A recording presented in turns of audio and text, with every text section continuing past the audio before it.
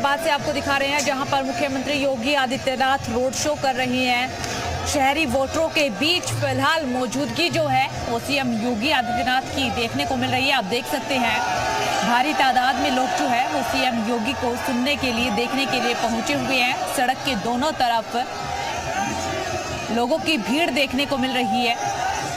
CM Yogi Adityanath हाथ हिलाते हुए सभी का अभिवादन करते हुए नजर आ रही हैं। तो गाजियाबाद की सीट काफी ज्यादा महत्वपूर्ण और सीएम योगी आदित्यनाथ आज यहां पर पहुंचे हुए हैं, रोड शो कर रही हैं। सुरक्षा के पुख्ता इंतजाम है, आप देख सकते हैं सड़क के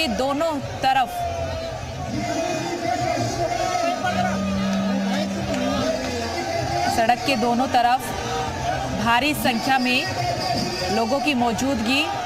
यहां सीएम योगी आदित्यनाथ प्रचार के लिए पहुंचे हैं। बीजेपी प्रत्याशी के लिए वोट की अपील और सीएम योगी के साथ मौजूदगी देखी जा सकती है। दरअसल यहां का मुकाबला काफी ज्यादा दिलचस्प है। बीजेपी की तरफ से संजीव शर्मा चुनावी मैदान में है। समाजवादी पार्टी ने भी सिंह राज को चुनावी मैदान में उतारा हुआ है और इस बार बीएसपी जो है वो भी उपचुनाव की जंग में चुनावी मैदान में नजर आ रही है। इसलिए मुकाबला जो है त्रिकोणीय हो चुका है गाजियाबाद का। अच्छा खासा प्रभाव दलित और मुस्लिम वोट बैंक का देखने को मिलता है। बीजेपी का गढ़ है गाजियाबाद और फिलहाल मुख्यमंत्री योगी आदित्यनाथ रोड शो करते हुए आप देख सकते हैं उनके स्वागत के लिए जगह जगह पर बड़े बड़े पोस्टर, बैनर लगाए हुए हैं। भारी संख्या में लोग उनके अभिवादन के लिए, वेलकम के लिए पहुंचे हुए हैं। सड़क के दोनों किनारे ना केवल आपको यहाँ पर पुरुषों की मौजूदगी बल्कि हर वर्ग के लोग पहुंचे हुए हैं और तस्वीरों में कैप्चर करने की कोशिश, अपने अपने मोबाइल फोन में कैप्चर करने की कोशिश जो है वो भीड़ कर रही है कि इस क्षण को कैप्चर किया जाए। जो सीएम योगी आदित्यनाथ गाजियाबाद में पहुंचे हुए हैं, उनके बीच पहुंचे हुए हैं, सूबे के मुखिया पहुंचे हुए हैं। सुरक्षा का अगर जिक्र करें, क्योंकि भारी संख्या में लोगों की मौजूदगी है, तो सुरक्षा के भी पुख्ता इंतजाम है।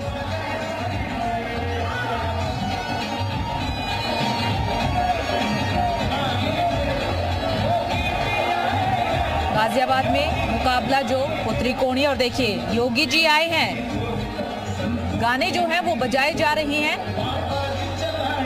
देखिए फूलों की जो वर्षा है, पुष्प वर्षा करके सीएम योगी आदित्यनाथ का स्वागत किया जा रहा है।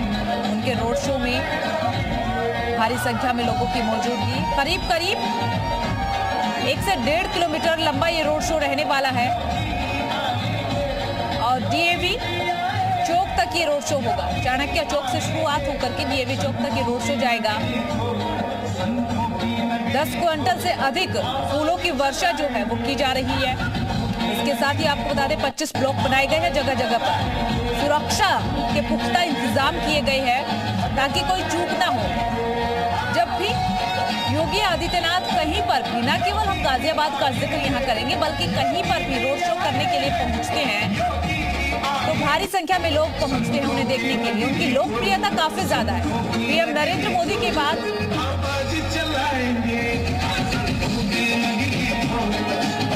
तो चलिए ग्राउंड जीरो का रुख कर लेते हैं। जेपी शर्मा की मौजूदगी देखी जा रही है। फिलहाल किस तरीके की तस्वीरें आप देख पा रहे हैं?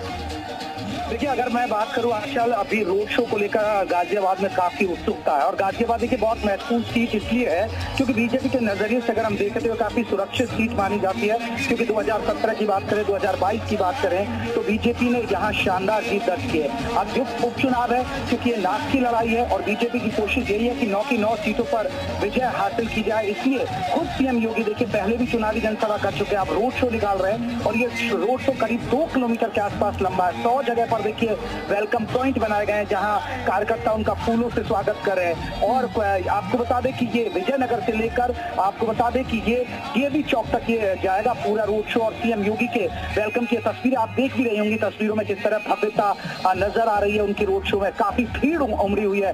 सीएम योगी की झलक पाने के लिए लोग यहाँ पहुंचे हुए हैं और रोड के चारों तरफ आपको बता दें कि लोगों की भीड़ नजर आ रही है। जिस तरह अगर हम सीट की बात करें तो आजकल ये सीट इसलिए महत्वपूर्ण हो जाती है क्योंकि बीजेपी की ये सुरक्षित सीट मानी जाती है। बीजेपी को भरोसा है कि बीजेपी इस सीट को आसानी से जीत लेगी। अगर हम बीजेपी की बात करें तो सुरेंद्र शर्मा को यहाँ बीजेपी ने अपना उम्मीदवार बनाया है। वहीं आपको बता दें कि यहाँ पीडीएफ फॉर्मूले के तहत समाजवादी पार्टी ने सिंह राज जाटव को उम्मीदवार बनाया है, क्योंकि कहीं ना कहीं पीडीएफ फॉर्मूले के दम पर समाजवादी पार्टी चाहती है कि यहाँ सेलमारी की जाए। वहीं सीएन गर्ग को आपको बता दें क्योंकि यहाँ व्यापारी काफी ज्यादा संख्या में रहते हैं, तो बीएसपी की तरफ से सीएन गर्ग को यहाँ चुनावी मैदान में उतारा है। अब कोशिश यही है कि वो बीजेपी एक सीट, क्योंकि 9 सीट जिस तरह अभी लोकसभा चुनाव हुए, लोकसभा चुनाव में बीजेपी को कोई सफलता नहीं हाथ लगी, उसकी वजह से आपको बता दें कि बीजेपी ने अपना पूरा ताकत लगा दिया, बहुत ज्यादा सफलता नहीं मिली और बीजेपी उसी सफलता, खासकर अयोध्या हारी, उसके बाद से बीजेपी के लिए झटका था।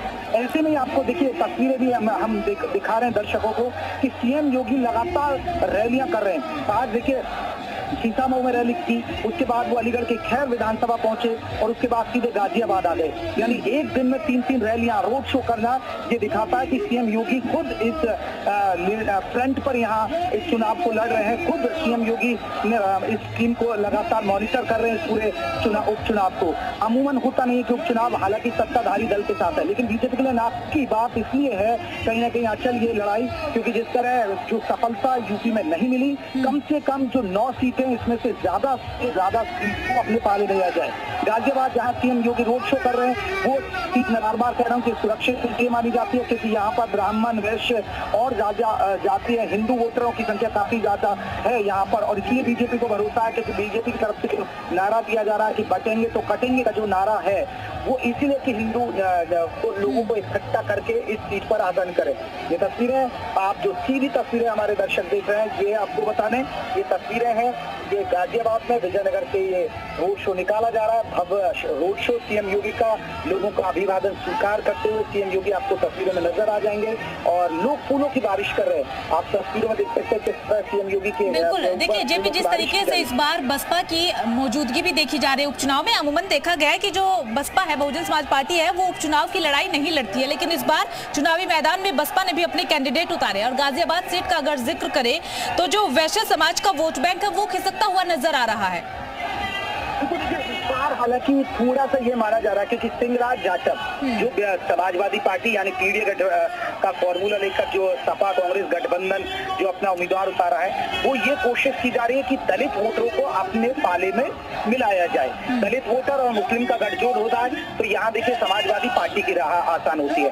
अगर सीएन गर्ग की बात करें, क्योंकि वो वैश्य समाज से, यहाँ आपको बता दें कि यहाँ वैश्य समाज की भी काफी संख्या में वोटरों की तादाद है, तो ऐसे में कहीं ना कहीं आपको ये है कि मुकाबले को थोड़ा सा त्रिकोणीय बनाने की कोशिश है। लेकिन आज देखिए हम दिन भर ग्राउंड पर रहे, लोगों से जाना, सभी को लग रहा है कि उपचुनाव है, सत्ताधारी के साथ ही होता है जब तक। और फिर इस बार ये सीट भी ऐसी रही है, बीजेपी के मुफीद है ये सीट, बीजेपी के लिए 2 बार यहाँ कमल खिला है। अतुल गर्ग जो यहाँ के मौजूदा विधायक थे वो सांसद बन गए, उनकी जगह पर ये उपचुनाव हो रहा है। तो इसीलिए मैं बार बार कह रहा हूँ कि बीजेपी के लिए, हालांकि ये हाथ की लड़ाई जो नजर आ रही है ग्राउंड पर और जो भीड़ आपको नजर आ रही है तस्वीरों में, जो सीएम योगी जो खुद ताकत लगा रहे हैं। आप सोचिए उपचुनाव में यहाँ पहले भी चुनावी जनसभा कर चुके हैं सीएम, और आज रोड शो कर रहे हैं क्योंकि अब आखिरी पड़ाव पर है चुनाव। तो उसी को देखकर आप अंदाजा लगा सकते हैं कि सीएम के लिए महत्वपूर्ण कितनी सीट है। लेकिन ये सुरक्षित सीट भी मानी जा रही है बीजेपी के लिए। आप देखना होगा कि जनता क्या फैसला सुनाती है। लेकिन जिस तरह की उत्सुकता, जिस तरह की भव्यता, दिव्यता रोड शो में देखने को मिल रही है, लोगों का जो हुजूम उमड़ा है सीएम योगी की झलक पाने के लिए, आप तस्वीरों में देख सकते हैं। और ये रोड शो कहीं ना कहीं एक और बीजेपी के पक्ष में एक माहौल बनाएगा। हालांकि ऐसा नहीं, अखिलेश यादव ने भी देखिए चुनावी जनसभा की है यहाँ पर और वो भी अपना माहौल बना चुके हैं, लेकिन सीएम योगी यहाँ माहौल बना रहे हैं रोड शो के जरिए। तो यही कहा जा सकता है कि ये रोड शो कहीं ना कहीं बीजेपी के लिए एक कहीं ना कहीं कार्यकर्ताओं में उत्साह भरेगा, एक जोश भरेगा, जिससे बीजेपी को इस सीट पर आसानी से जीत मिल सके। और सबसे बड़ी बात है कि मैं जिस तरह जिक्र कर रहा था कि जो हम पुराना रिकॉर्ड देखें, अब देखिए यहाँ पर जो जिस उम्मीदवार को बीजेपी बीजेपी ने चुनावी मैदान में उतारा, क्योंकि वो संगठन में महानगर अध्यक्ष हैं, तो वो संगठन के नेता हैं, तो संगठन का नेता है तो वो उनकी भी एक अपनी व्यक्तिगत मजबूत पकड़ है। और जो बीजेपी का संगठन का नेता होता है, अमूमन माना जाता है कि उसे चुनाव लड़ना और लड़ाना बेहतर तरीके से आता है, तो इसलिए सुरेंद्र शर्मा की राह इतनी मुश्किल भरी नहीं लग रही है, खासकर इस गाजियाबाद सीट पर। और अब सीएम योगी की पहले रैली और फिर रोड शो कहीं ना कहीं ये और मजबूती देगा। और ये तस्वीरें भी आप देखिए किस तरह फूल माला से। जेपी देखिए, सीएम योगी आदित्यनाथ जिस तरीके से ताबड़तोड़ चुनाव प्रचार कर रहे हैं, मजबूती तो मिलेगी ही, लेकिन अगर गाजियाबाद सीट के इतिहास पर नजर डाले तो करीब करीब 17 सालों से कोई भी ब्राह्मण चेहरा बीजेपी ने ग्राउंड जीरो पर नहीं उतारा है। 17 साल बाद ब्राह्मण चेहरे पर दाव जो खेला है, क्या लोकसभा चुनाव में जो झटका लगा है इसके चलते ये दाव खेला, रणनीति बदली गई है? नहीं, देखिए बीजेपी अगर ये सबसे बड़ी बात है, क्योंकि अगर बात करें, माना जाता है आंचल कि ब्राह्मण और वैश्य वोट, यानी ब्राह्मण और बनिया बीजेपी के साथ अमूमन जुड़ा रहा, ये माना जाता है हमेशा से। हाँ। और देखिए संजीव शर्मा ब्राह्मण है। अब संजीव शर्मा आपने जिक्र किया कि अभी तक बीजेपी ने, क्योंकि अतुल गर्ग जिससे पहले 2 बार के विधायक रह चुके हैं, खासकर क्योंकि यहाँ वैश्य समाज के भी अच्छे खासे वोटर हैं, तो ऐसी स्थिति में यहाँ देखिए आंचल जो समीकरण बनता है वो समीकरण है कि जो स्वर्ण वोटरों को अपने पाले में लाया जाए। हालांकि बीजेपी के उस संगठन में जिक्र कर रहा था सुरेंद्र शर्मा के बारे में कि वो संगठन के मंत्री संगठन में रहे, संगठन में उन्हें लंबा काम करने का तजुर्बा है। इसके अलावा सबसे बड़ी बात है कि खुद वो महानगर अध्यक्ष हैं, तो ऐसी स्थिति में उनके लिए रहा बहुत मुश्किल भरी नहीं है। हालांकि आपने कहा कि लोकसभा चुनाव में जो झटका हुआ, लोकसभा चुनाव में देखिए पिछड़ा दलित और क्योंकि पिछड़ा दलित और ओबीसी का वोट जो बीजेपी को नहीं मिला, बावजूद उसके बीजेपी ने कोई पिछड़ा दलित नहीं पारा, क्योंकि देखिए सामान्य सीट है, ये कोई रिजर्व सीट नहीं है। लेकिन सामान्य सीट होने के बाद अखिलेश यादव ने जरूर यहाँ पर पीडीए का फॉर्मूला चला, ये एक बहुत चौंकाने वाली बात है, क्योंकि यहाँ पीडीए का, क्योंकि मैं सामान्य सीट होने के बाद भी अखिलेश यादव ने यहाँ पे एक दलित चेहरे को मौका दिया है, वो एक बड़ी बात है। अब वो दलित चेहरा कितना सेंधमारी कर पाता है, जिस तरह मैंने जिक्र किया था कि मुस्लिम और दलितों को समाजवादी पार्टी चाहती है, अगर वो जुट गए, हमारे साथ जुट जाते हैं, और तो ये सीट उनके लिए आसान हो जाएगी। लेकिन सबसे बड़ी बात है कि बीजेपी के साथ अभी दलित, ओबीसी, क्योंकि जिस तरह बटेंगे कटेंगे का नारा दिया जा रहा है, बीजेपी ने जिस तरह हिंदू वोटों की गोलबंदी की है, वो कहीं ना कहीं अभी की स्थिति में तो पीडीए के फॉर्मूले पर भारी पड़ रहा है, और इसलिए कहीं ना कहीं विपक्षी की, खासकर समाजवादी पार्टी की टेंशन भी बढ़ी हुई है। लेकिन अब देखना है कि पीडीए, देखिए अब 20 तारीख को जब वोट पड़ेंगे, अब जनता क्या फैसला सुनाती है। लेकिन आपको बता दें कि इस चुनाव में सीएम योगी की बात करें या अखिलेश यादव की बात करें, सभी ताकत झोंक रहे हैं, पूरी ताकत लगाई हुई है। खुद मैं बार बार कह रहा हूँ कि सीएम योगी इन यहाँ पर जो 9 सीटें, इन पर पहले राउंड में पहले रैलियां कर चुके हैं, अब बार बार जाकर रोड शो कर रहे हैं, तो उसी बात से अंदाजा लगाया जाता है कि संजीदगी कितनी है इन 9 उपचुनावों को लेकर, क्योंकि कभी बहुत कम देखने को मिलता है आंचल की कोई मुख्यमंत्री इतनी ताकत लगाए। लेकिन जिस तरह लोकसभा चुनाव में जो झटका मिला, बीजेपी जो 80 सीटों का नारा दे रही थी, हम यूपी में 80 सीट और 400 के पार हो जाएंगे, तो लेकिन बीजेपी का ना तो 80 सीट यूपी में जीत पाए, ना वो 400 का नारा पूरा हो पाया।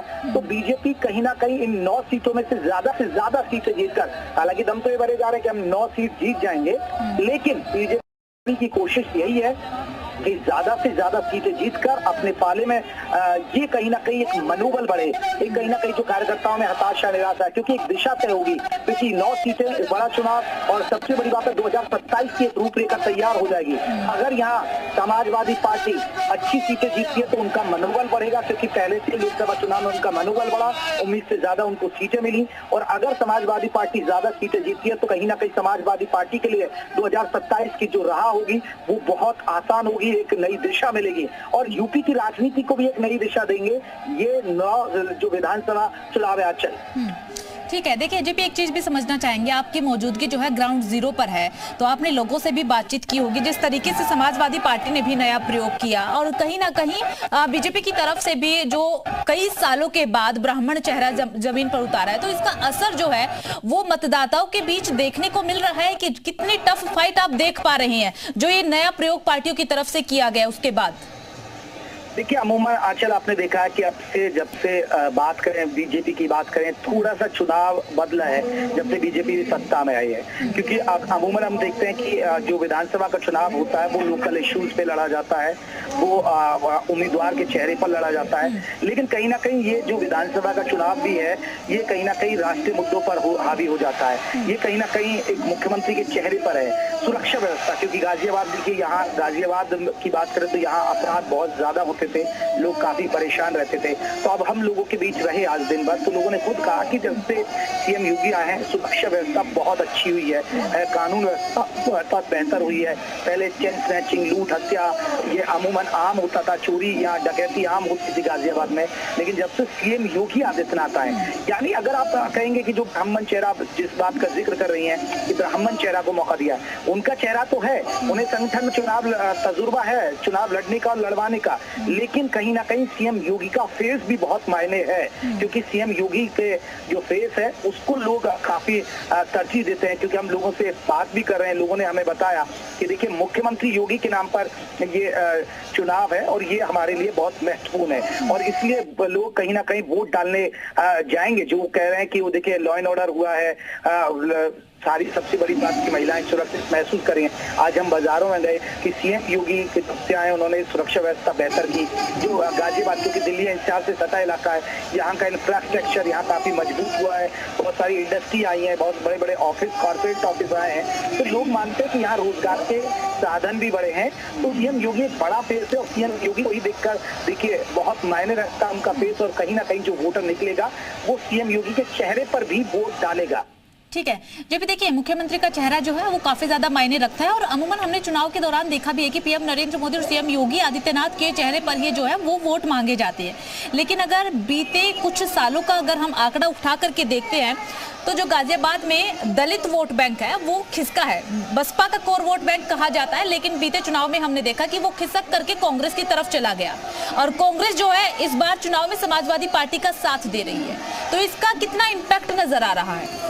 देखिए इसमें कोई दौरा नहीं कि जिस तरह आपने जिक्र किया कि जो बीएसपी का कोर वोटर था, जो कैडर वोटर माना जाता है, वो मायावती से खिसका है। अगर हम अब 2017 के चुनाव में देखें, मायावती का जो कोर वोटर था वो बीजेपी के पास गया और बीजेपी की सरकार बनी। 2022 का चुनाव इससे थोड़ा इतर होता है। 2022 के चुनाव में स्थितियां बदलती हैं। उसमें भी आपको बता दें कि जो बीएसपी का कोर वोटर था, जो दलित वोटर था, ओबीसी वोटर था, वो भी 2022 के चुनाव में, आपको बता दें विधानसभा चुनाव का मैं जिक्र कर रहा हूँ, वो भी आपको बता दें कि बीजेपी के साथ गया और दोबारा योगी की सरकार बनी। लेकिन लोकसभा चुनाव में ये जरूर देखा गया कि जो दलित वोट था, जो ओबीसी वोट था, वो कहीं ना कहीं खिसका, बीजेपी से खिसका, और जो मायावती का वोटर था वो मायावती का वोटर कहीं ना कहीं समाजवादी पार्टी और कांग्रेस के साथ नजर आया। और इसीलिए आपको बता दें कि जो पीडीए फॉर्मूला जिस बार बार अखिलेश यादव जिक्र करते हैं या समाजवादी पार्टी जिक्र करती है, वो पीडीए फॉर्मूला इसलिए माना जाता है,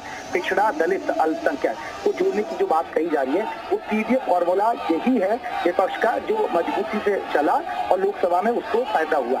तो कहीं ना कहीं ये पीडीए फॉर्मूला, इसमें कोई दौरा नहीं कि पिछड़ा, दलित और ओबीसी वोट जो है वो लोकसभा चुनाव में बीजेपी से खिसका। इसका फायदा सीधे तौर पर समाजवादी पार्टी और कांग्रेस गठबंधन को मिला और उनको इतनी शानदार सफलता मिली। अब बात आती है कि अब स्थिति क्या है? अब स्थिति ये है कि बीजेपी की यही ताकत है, यही कोशिश तो है कि बटेंगे, कटेंगे, एक रहेंगे, नेक रहेंगे।